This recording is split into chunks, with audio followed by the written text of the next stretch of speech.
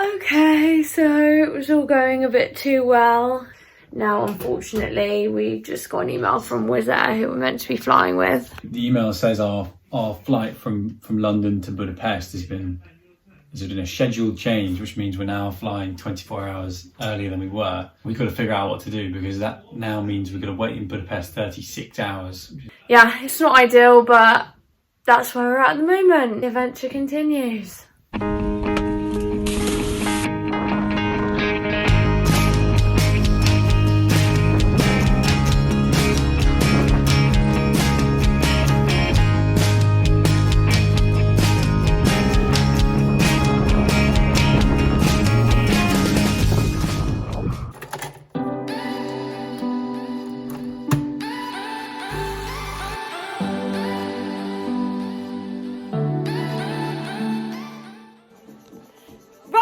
We're gonna start packing. How many pairs of trunks is too many? What we're gonna do is, at the moment, my sister is living in London, and so her room is free. So we're gonna start making piles of things to take in there, so we can make sure we have everything. And then when we are sure we have everything, we'll move it to suitcases, right? Also, opinion poll. What do you think of these? I quite like them. Melissa doesn't. We're gonna do it bit by bit because it's a bit overwhelming, but I already did a few things. Started a few things. So yeah, we're gonna get started and do a good chunk now.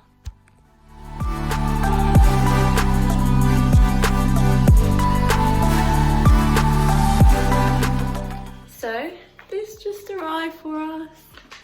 It is a package from let's see if I can show you.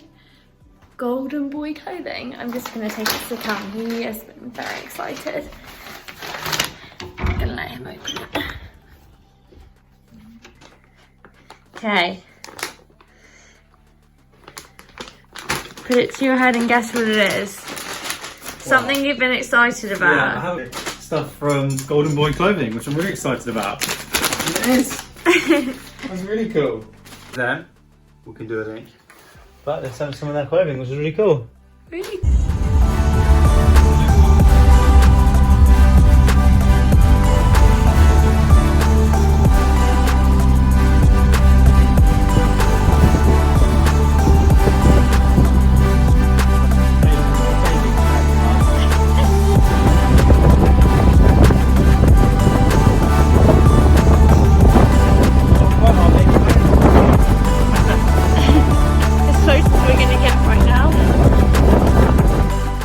Hey guys, so we've resolved the flights issue. We're going to fly from Luton, which means we can fly at around the same time, get into Budapest around the same time, and then yeah, the rest of our travel plans are as they were. So we're compiling our list of jobs to do before we can launch the boat. The biggest of which is probably paint the anti-foul onto the hull.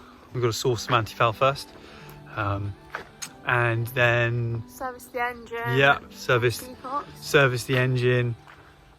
Yeah, grease the seacocks. We do want to paint. Loads to do, is there? Yeah, we'll paint the deck, and then the other things is we've never been on this boat. Well, I've been on the boat for about an hour. Melissa's been on the boat never. So we want to just rummage through everything, get familiar with where everything's kept, clean things. There might be some stuff like they had some life jackets for children that we might give away to other people in the boatyard to make space for all of my kites and my junk. And yeah, we just want to get used to the boat.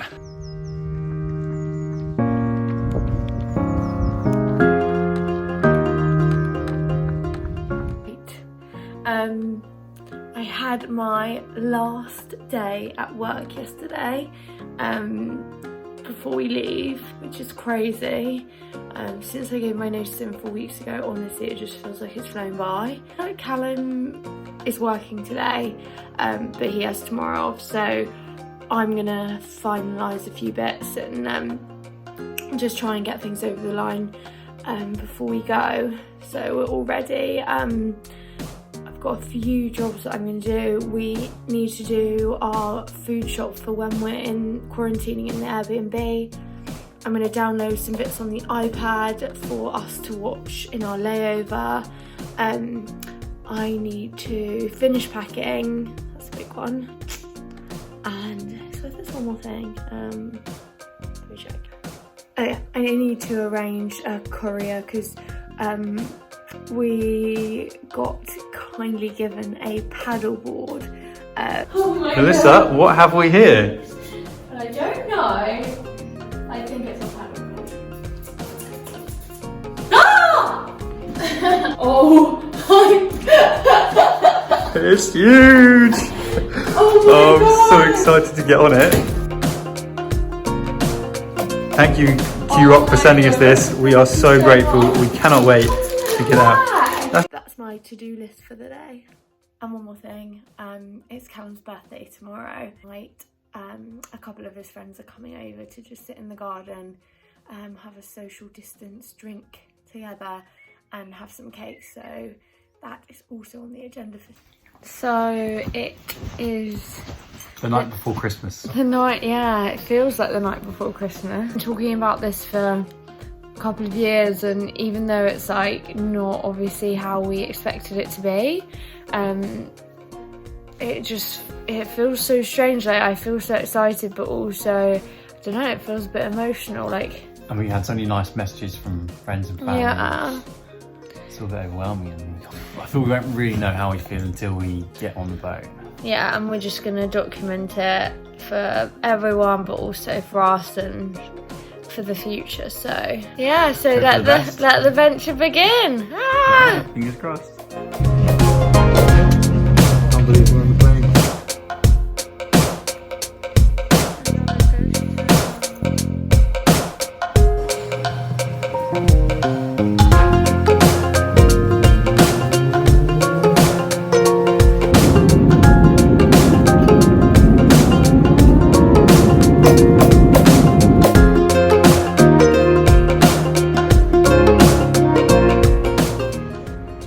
Hey, so we wanted to update you on the last 24 hours of travel that have led us to here, which is Athens. Greece, finally!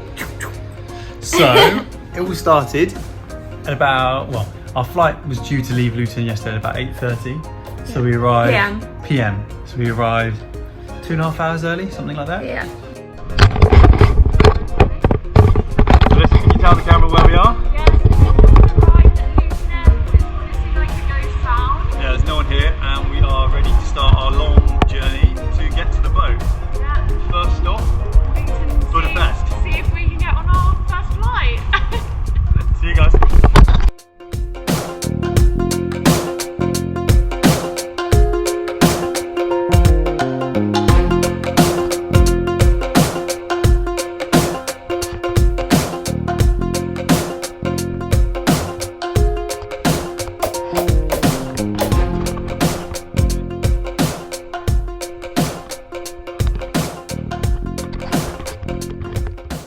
And we got there, and straight off the bat when we were trying to check in our hold luggage, the woman says, "You can't fly to Greece, you don't have a residency permit." Wait, they won't let you in?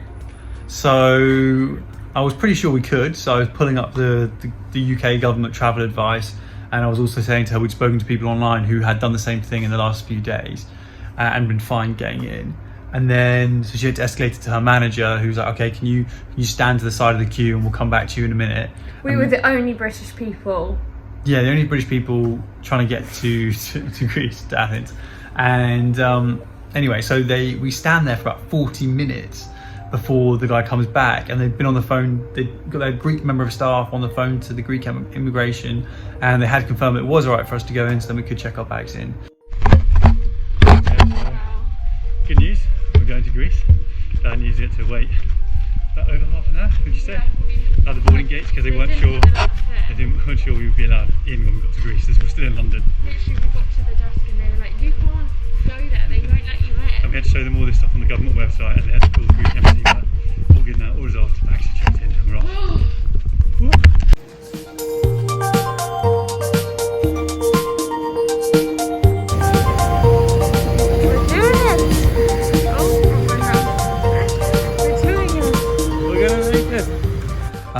And so we got on the first flight, which felt really good to us because it felt like we were actually on the move, and I felt like once we were moving, we were probably going to be able to make it. It was our first Cyber relief.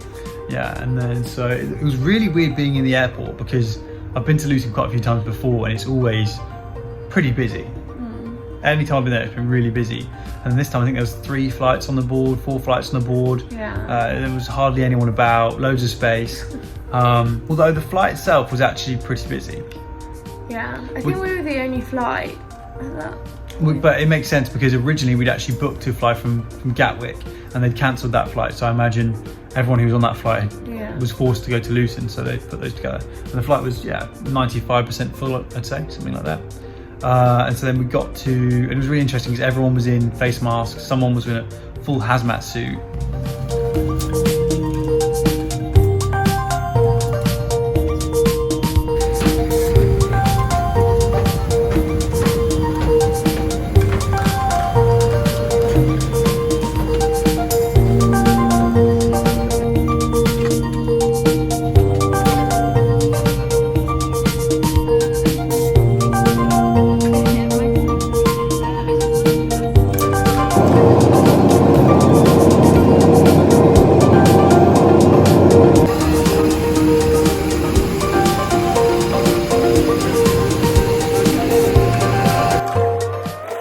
That even though the government advice was that you could go, it might have been like a company thing that they weren't comfortable sending people or something like that. So anyway, we were going to Budapest and changing at Budapest for Athens, and then we got into Budapest at about midnight.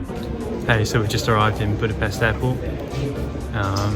We temperature checked when we got off the flight, and now we are waiting with other people who are also getting our flight to Greece. Yeah, there's quite a few of us. So I think they're just deciding now whether we get to take our bags again and have to recheck them in tomorrow, or if they're going to do a transfer for us. Yeah, it's about midnight here, so we've got a little while ahead of us. A little bit of waiting to do.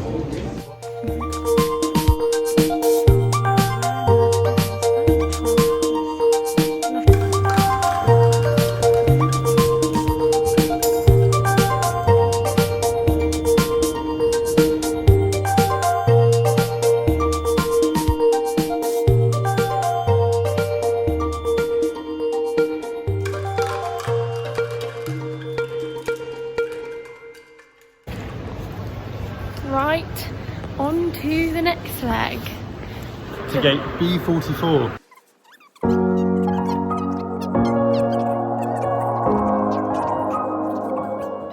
I'm not sure I actually fully quite believed we'd make it onto this next flight. Because it was a risk booking these flights.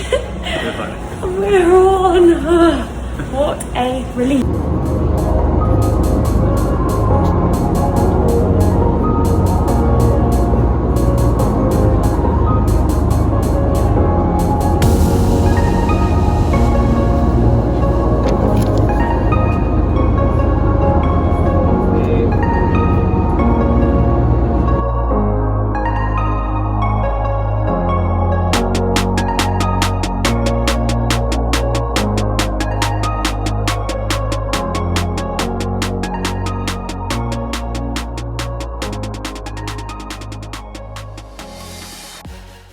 We weren't allowed to go into baggage claim first. Well, we weren't even allowed to go get our bags in the end. Our bags were all transferred onto the second flight for us, which wasn't originally supposed to be the case, but there's just quite a number of people. Yeah, it was really good actually. There were quite a few people who were doing the same thing as us. So they were flying into Budapest, waiting 12 hours in the transfer lounge, and then getting the flight on to Athens. And the reason we chose that is because it was the only flight in town that was still running, because we've already booked our flights 2 times with EasyJet that have come about, both been cancelled. So EasyJet, give us our money back. We got into Budapest airport about midnight, and we were shown through, well, with a little bit of delay, we were shown through to the transfer lounge, which is just a normal bit of the airport. No problems at all. Yeah, there's maybe 50 people doing the same thing. So everyone just sort of found some empty seats, and it was literally, everything was shut, it was pitch black. Well, not pitch black. It was dim. It was dim. Dimly lit. And then, so we just found a corner, lay on the seats and tried to sleep, and we probably got 3 or 4 hours of broken sleep in. So we had enough to function, but we certainly weren't rested. I woke up at about 6. We kind of woke up at similar time. Yeah. And then our flight was at 12:30, so we just potted around the airport, played a game of Scrabble.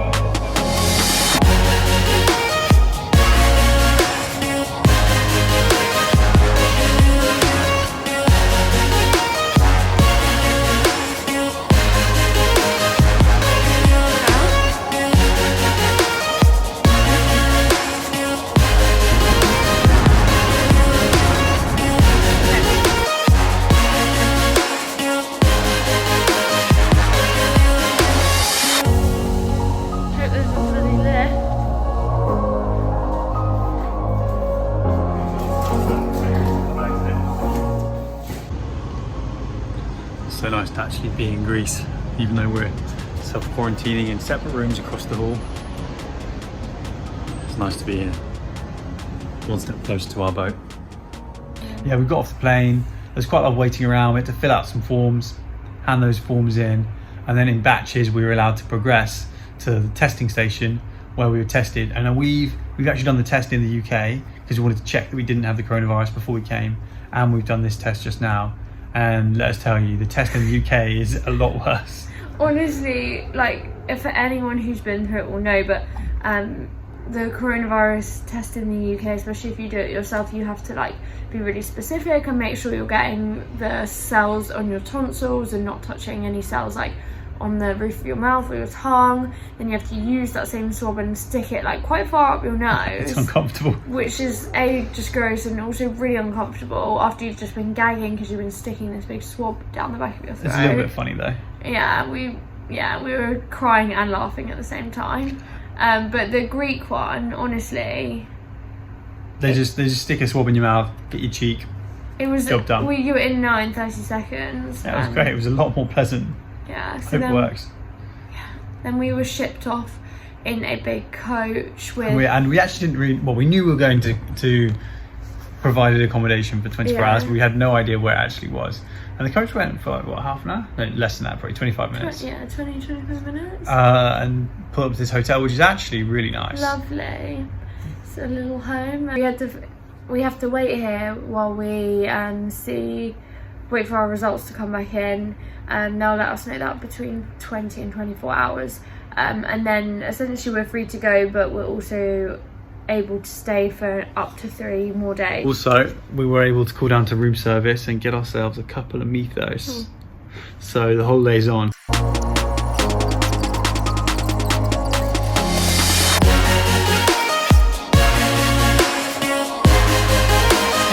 Why are you dancing?